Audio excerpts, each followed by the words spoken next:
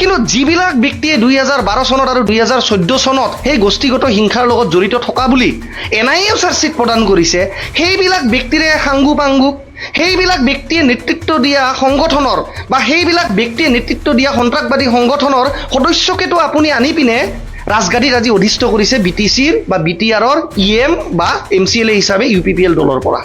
হিংসাত্মক কাৰ্যত জড়িত থকা বুলি NIA চাৰ্জশ্বিট প্ৰদান কৰিছে, সেইবিলাক সংগঠনৰ সৈতে জড়িত থকা এজনক ব্যক্তিক আপুনি নিজৰ UPPL দলৰ পৰা বিতৰণ কৰি আপোনাৰ खुलुमबाय गिबियावनो सोरजिथा क्रिएटिभिटी चेनेलाव बयखौबो बरायनानै लाग्रोनाय जालायबाय।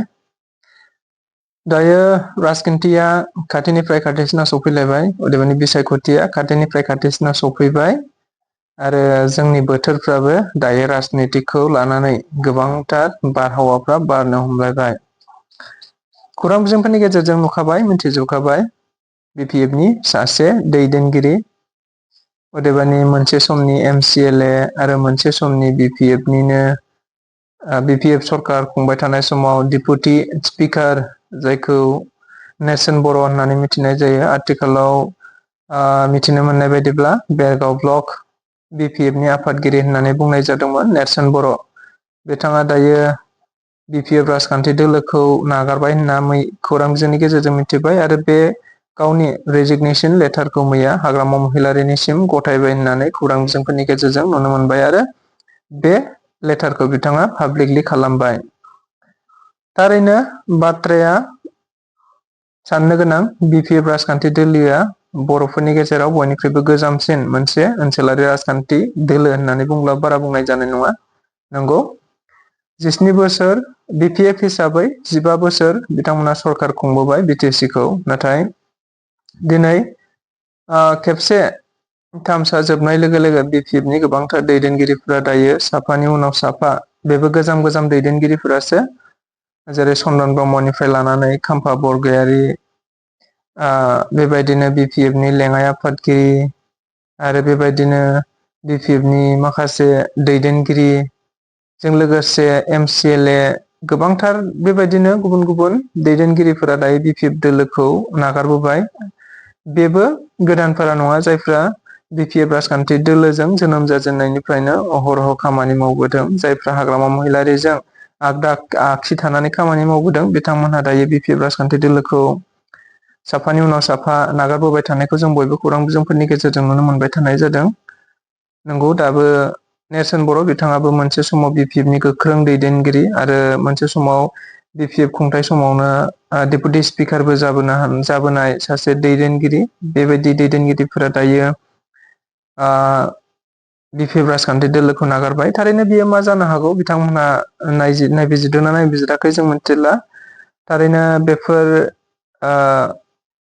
गावबागाव राजखान्थि लाबालाबनि थाखाय जादों ना मानि थाखाय जादों, जों बेफोरखौ बारा मिथिथ'वाखै आरो हयथ'बा BPF राजखान्थि दोलोआव बेफोरनि सरसायाबो जाबाय जानो हागौ। मानि थाखाय गोजाम दैदेनगिरिफोरा दायो BPF राजखान्थि दोलोखौ नागारदों ना राजखान्थि दोलोआव बेबायदि थांलाय फैलाय जाखायो, गोबां बाथ्रा थागोन। जिहेथु राजखान्थि दैदेनगिरिफ्रासो बेखौ मिथिगोन बा राजखान्थिजों जायफ्रा सोमोन्दो दं बिसोर मिथिगोन बिथांमोनहा मानो थांलाय फैलाय जाबाय थादों। अब्लाबो बेनि सायाव नोंथांमोनहा मा सानो बेखौ कमेन्टनि गेजेरजों बुंथिहरनो हागोन। आरो गुबुन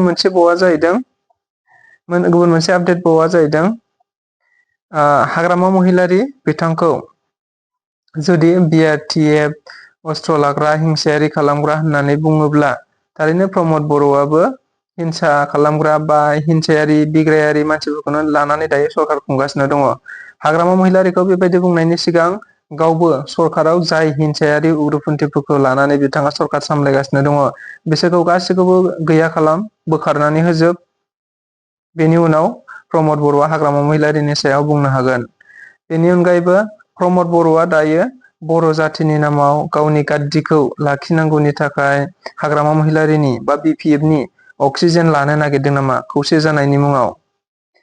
नंगौ, बेफोर बाथ्राखौ आं बुङाखै, बेफोर बाथ्राखौ बुंदों जोंनि बर'निनो सासे सकल राजा, मोनसे समाव दैदेनगिरिफोरानो बर'नि माखासे दैदेनगिरिफोरानो बांद्राय लाइ होनानै जायखौ बर'नि राजा बिमुं होबोदों, बर'नि राजखुंगुर बिमुं होबोदों, जाय पृथ्वी नारायण देब मेस होननाय बिथाङा दायो खौरांगिरिफोरनि गेजेरजों गोबांथार गोख्रों बाथ्राफोरखौ प्रमद बर'जों लोगोसे जोंनि दैदेनगिरिफोरखौ बुंगासिनो दङ एबा बुंहांबाय। दायो राजखान्थिया बा बिसायख'थिया सिगाङाव फैबाय नालाय दायो बिथाङा मा बुंदों बेनि क्लिप्स दङ, नोंथांमोनहा नायनानै लानो हागोन। बिथाङा गोबांथार बाथ्रा बुंथिदों, जेराव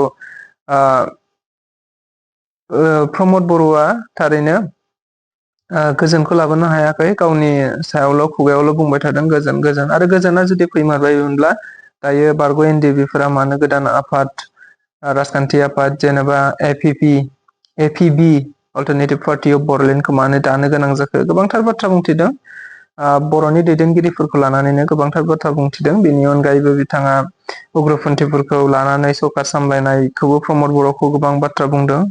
बेनि अनगायैबो प्रमद बर'खौ अक्सिजेन हाग्रामा महिलारि बा बिपिएफनि अक्सिजेन लानो नागिरदों नामा होननानै गोबांथार बाथ्रा बुंदों। बेखौ नैबे भिडिअखौ नायोब्ला नोंथांमोनहा বিলাক ব্যক্তিয়ে যিবিলাক সংগঠনৰ নেতৃত্বই সেই 2012 চন আৰু 14 চনৰ হিংসাত্মক কাৰ্যকলাপত জড়িত আছিলে, যেইবিলাক ব্যক্তিৰ নেতৃত্বত আৰু যিবিলাক সংগঠনৰ সদস্যই 2012 চন আৰু 2014 চনৰ যি গোষ্ঠীগত হিংসা বা গোষ্ঠীগত সংঘৰ্ষৰ লগত জড়িত থকা বুলি এনআইএও চাৰ্জশ্বিট প্ৰদান কৰিছে, সেইবিলাক ব্যক্তিকেতো আপুনি আনি আজি বিটিআৰৰ ৰাজগাদীত অধিষ্ঠ কৰিছে।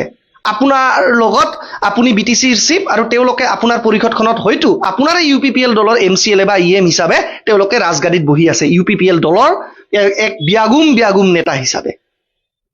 আজি নহয় জানো আপুনি কৈছে যে হাগ্ৰামা মহিলাৰীৰ সময়ত যি 17 বছৰে হিংসা হৈছিল, যি সংঘৰ্ষ হৈছিল, যি গোষ্ঠীগত হিংসা হৈছিল, সেইবিলাক আপুনি হিচাপ ৰাইজৰ আগত দি ফুৰিছে।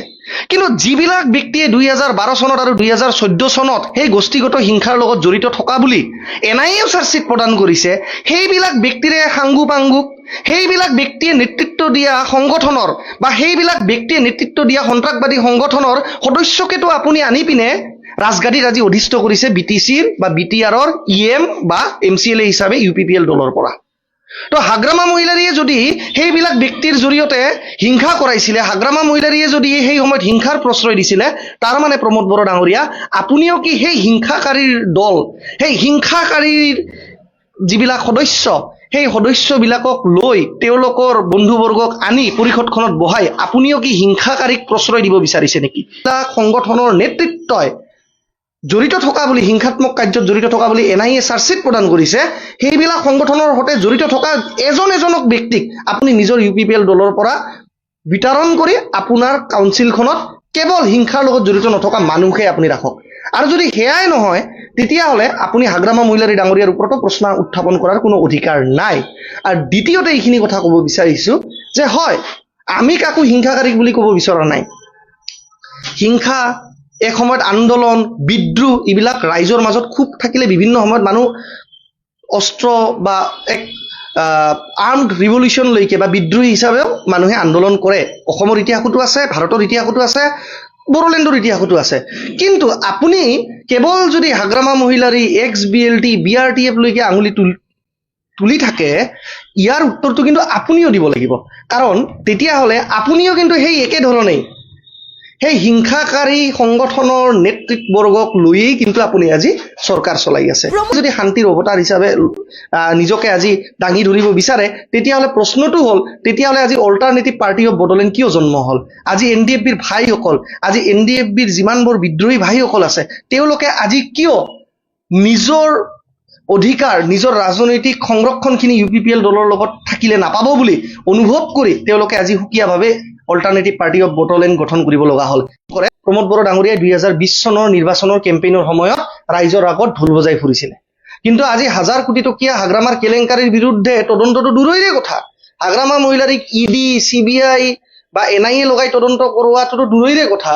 আজি প্ৰমোদ বড়ো ডাঙৰীয়া নেতৃত্বাধীন চৰকাৰখনে কিন্তু হাগ্ৰামা মহিলাৰীৰ বিৰুদ্ধে এটা গোচৰো ৰুজু কৰিবলৈ সক্ষম হোৱা নাই। কিবা ছেটিং কৰিছে নেকি? নে হাগ্ৰামা মহিলাৰীৰ দুৰ্নীতিৰ কিবা অংশীদাৰ প্ৰমোদ বড়ো ডাঙৰীয়া হৈছে, যে যাৰ কাৰণে আজি প্ৰমোদ বড়ো ডাঙৰীয়াই হাগ্ৰামা মহিলাৰী ডাঙৰীয়াৰ বিৰুদ্ধে কোনো পদক্ষেপ ল'ব পৰা নাই? আৰু পদক্ষেপ লোৱাটোতো দূৰৈৰে কথা, ইউপিপিএলক কেনেকৈ বিপিএফৰ লগত এক গোট কৰি নিৰ্বাচনী বৈতৰণি পাৰ হ'ব পাৰে, এতিয়া আকৌ বিপিএফৰ অক্সিজেন কেনেকৈ লৈ পিনে ইউপিপিএলে একজোট হৈ পিনে জাতীয়তাবাদৰ নামত গাদী দখল কৰিব পাৰে, সেয়ে ধান্দাত আজি মজগুল হৈ আছে নেকি প্ৰমোদ বড়ো ডাঙৰীয়া?